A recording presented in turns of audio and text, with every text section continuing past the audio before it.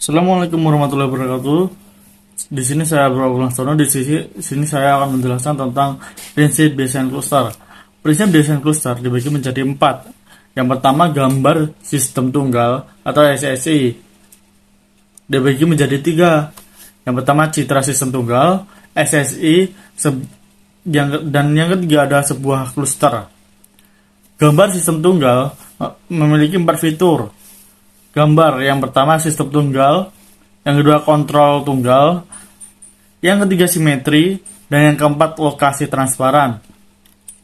Layanan SSI dasar dibagi menjadi 3. Yang pertama titik masuk tunggal, yang kedua hierarki file tunggal,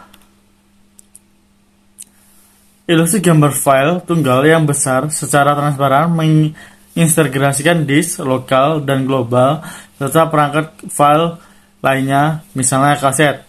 File tunggal dapat berada di 3 jenis lokal dalam sebuah cluster, yaitu penyimpanan lokal disk pada mode lokal, 2. Penyimpanan jarak jauh disk pada mode jarak jauh, yang ketiga penyimpanan yang stabil.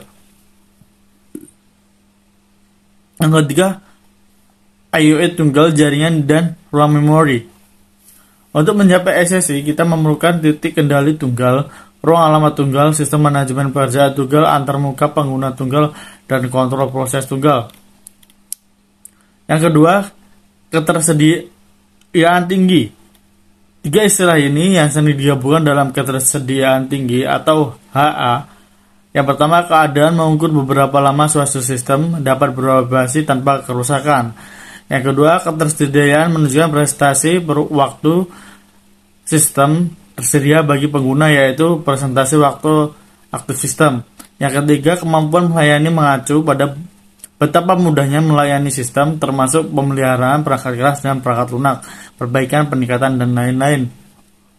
Yang ketiga, toleransi kesalahan. Toleransi kesalahan memiliki 3 konfigurasi yang sering digunakan. Yang pertama, siaga panas. Yang kedua, pengembalian bersama. Yang ketiga, toleransi kesalahan. Kegagalan, mungkin fitur yang paling penting yang diminta dalam cluster saat ini untuk aplikasi komersial. Yang keempat, skema pemulihan. Ada 2 jenis teknik pemulihan. Yang pertama, pemulihan mundur. Yang kedua, pemulihan ke depan. Teknik-teknik penulisan dan pemulihan bagi menjadi 5, yaitu 1. Tingkat kernel. Yang kedua, overhead pos pemeriksaan. Yang ketiga, memilih interface pos pemeriksaan optimal. Yang keempat, pos pemeriksaan tambahan. Yang kelima, pos pemeriksaan yang diarahkan pengguna. Beberapa jenis pekerjaan dijalankan pada sebuah cluster. Yang pertama, pekerjaan serial. Yang kedua, pekerjaan paralel. Dan ketiga, pengerjaan interaktif. Dan keempat, pengerjaan batch.